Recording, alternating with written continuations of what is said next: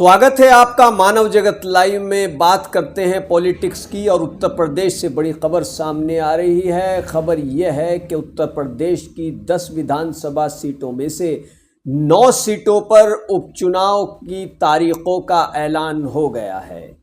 जैसे ही चुनाव आयोग ने तारीखों का ऐलान किया तो राजनीतिक पार्टियों से जुड़े लोगों ने अपनी अपनी जो सियासी गोटियां हैं वो फिट करनी एक बार फिर से शुरू कर दी हैं और माना जा रहा है कि जल्दी ही जिन सीटों पर चुनाव होना है वहां पर किस पार्टी से कौन प्रत्याशी होगा इसकी घोषणा भी जल्द कर दी जाएगी।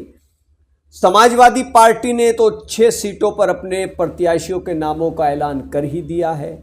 अब यहाँ पर बहुत जल्दी बहुजन समाज पार्टी भी अपने सियासी पत्ते खोलने जा रही है। बसपा ने भी कह दिया है कि हम बगैर किसी गठबंधन के चुनावी मैदान में उतरेंगे। तो देखना बहुत ही अहम रहेगा कि बहुजन समाज पार्टी क्या कमाल करेगी। आपको मालूम होगा कि साल 2017 से उत्तर प्रदेश में भारतीय जनता पार्टी सत्ता में है और भारतीय जनता पार्टी को 2017 में जो कामयाबी मिली उसी कामयाबी को भारतीय जनता पार्टी ने 2022 के विधानसभा चुनाव में दोहराया।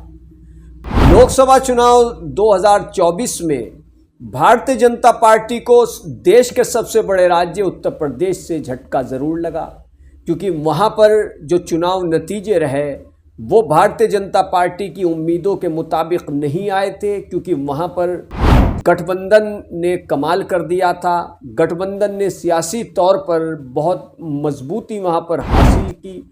अब जो विधानसभा उपचुनाव उत्तर प्रदेश में 9 सीटों पर होने जा रहा है उसमें 13 नवंबर को मतदान होगा और जो चुनाव नतीजे हैं वो 23 नवंबर को आएंगे।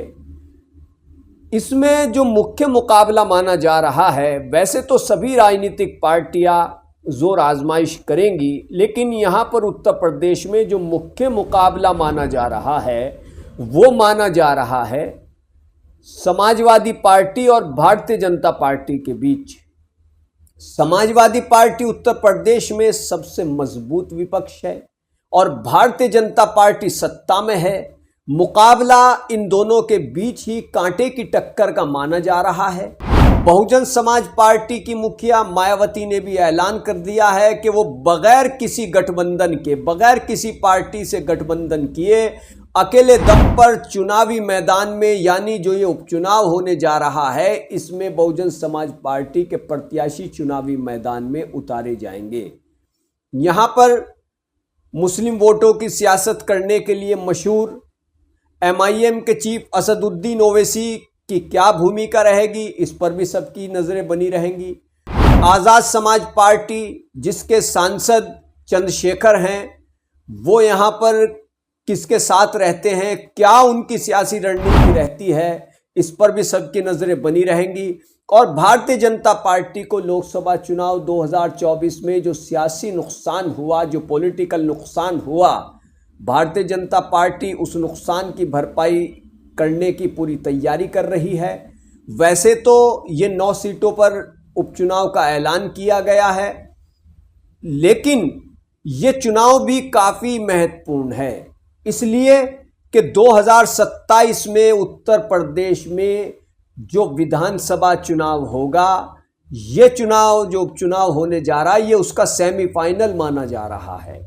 इसीलिए इसमें सभी राजनीतिक पार्टियां पूरी जोर आजमाइश करेंगी, कामयाबी हासिल करने की कोशिश की जाएगी। समाजवादी पार्टी और कांग्रेस का गठबंधन है, हालांकि रिश्तों में कुछ सियासी जो उनके रिश्ते हैं उसमें कुछ तल्खी भी देखी गई।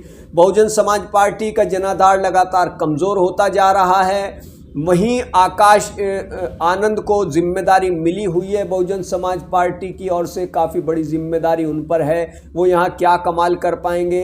हरियाणा विधानसभा चुनाव में तो आकाश आनंद की काफ़ी तकरीरें सामने आई, काफ़ी उन्होंने जनसभाओं को संबोधित किया, लेकिन कोई नतीजा वहाँ से निकल कर सामने नहीं आया। अब यहाँ पर आकाश आनंद क्या लोगों में, जनता में, वोटर्स में जोश भर पाते हैं, कितना उनको बहुजन समाज पार्टी के हक में कर पाते हैं, ये भी अपने आप में देखना काफ़ी महत्वपूर्ण रहेगा। आज़ाद समाज पार्टी का क्या यहाँ पर रोल रहता है, वो किस तरीके से चुनावी मैदान में भूमिका अदा करती है, क्या करिश्मा आज़ाद समाज पार्टी यहाँ पर कर सकेगी। भीम आर्मी के चीफ चंद्रशेखर जो कि मौजूदा सांसद हैं नगीना सीट से, वो भी इन चुनाव पर गहरी नज़र रखे हुए हैं। तो अगर देखा जाए तो जितनी भी पॉलिटिकल पार्टियां हैं जो जो चुनावी मैदान में पूर्व में भी उतर चुकी हैं, वो भी इस विधानसभा उपचुनाव को काफ़ी अहम मान रही हैं। तो कीजिए मानव जगत लाइव को सब्सक्राइब, वीडियो को शेयर कीजिए, कमेंट कीजिए। धन्यवाद।